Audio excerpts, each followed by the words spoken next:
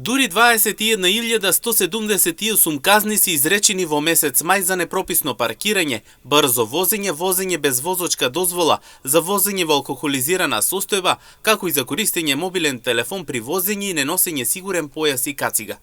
5480 од вкупната бројка казнети за непрописно паркирање, а 5458 за брзина поголема од дозволената, без возачка дозвола евидентирани 2114 прекршоци.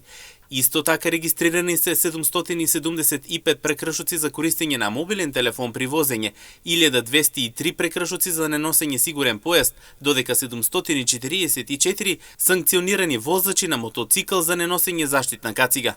Но не само и за тоа. 567 санкции имало и за возачи кои што учествувале во сообраќај со недозволено количество алкохол во крвта и уште 113 возачи кои што се казници за минување на црвено светло. Покрај ова, во текот на месец мај биле санкционирани 527 пешаци, 6 мина возачи на електричен тротинет и 7 возачи на велосипед.